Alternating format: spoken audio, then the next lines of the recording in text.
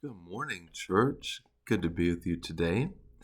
And as we start in John chapter 9, I'm immediately struck with just the setup of this first scenario. As he was passing by, he saw a man blind from birth. His disciples asked him, "Rabbi, who sinned, this man or his parents, that he was born blind?" "Neither this man nor his parents sinned," Jesus answered. "This came about so that God's works might be displayed in him.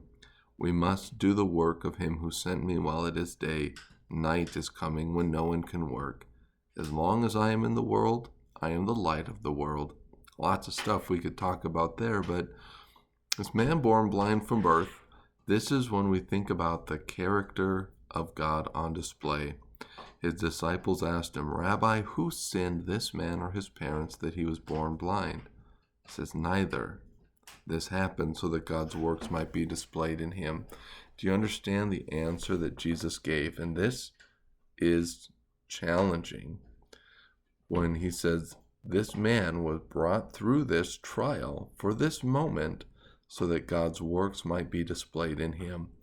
God allowed this man to live a life of challenge and suffering so that there could be a moment of displaying the absolute and profound power and glory of God. Does that change how you see any trials that have been happening in your life? Are we saying, "God, look, you're walking me through this, you're sustaining me through these terrible times, but we want to see your glory displayed"?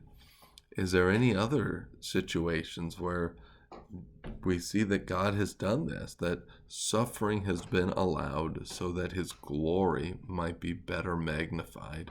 We could think of the crucifixion itself, where Jesus was led through terrible abuse and torture so that he could save us all and bring us into that right relationship with God. When the apostles are beaten and put through terrible miseries so that God's glory could be displayed, and they rejoiced in that.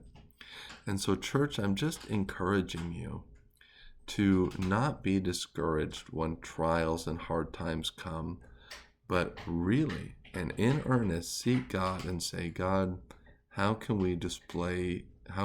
we show your glory through all this? Come and bring your glory into this situation." I love you, church, and I look forward to talking to you soon again.